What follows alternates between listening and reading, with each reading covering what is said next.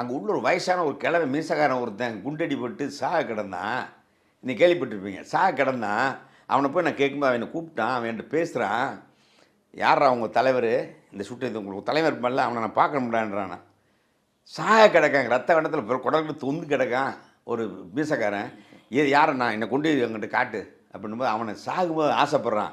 அவன் என்னதான் சொல்ல போகிறான்னு சொல்லிட்டு ஒரு சேரை கொண்டு வந்து பெஞ்சை கொண்டு வந்து அதில் இவனை உட்கார வச்சு உடம்புல துணியை வச்சு கட்டி தூக்கிட்டு போய் கேப்பில் இருக்கார் கர்னல் அக்னி முன்னாடி போய் நிப்பாட்டுறான். என்னை கொண்டு வரான், என்னை குத்து குறைவிரா.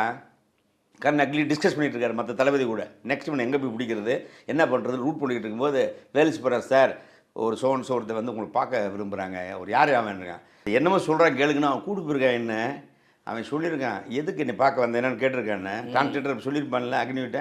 அவன் சொல்லியிருக்கான், நீ தான் சுட்ட வைக்கலாங்கலாம் தெரிஞ்சுக்கடா.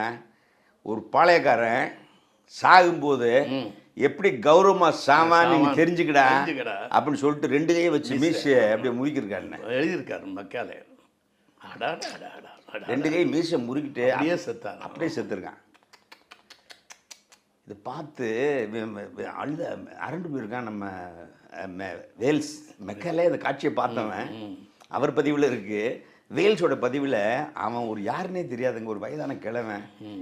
ஒரு பாளையக்காரனோட மரணம் எப்படி இருக்குன்னு நீ பார்த்தது இல்லைல்ல, வெளியே தானே சுட்ட, உள்ளே பார்த்து இப்போ பாடுறா அப்படின்னு மீசை தடவிட்டே செத்துருக்கான்னு.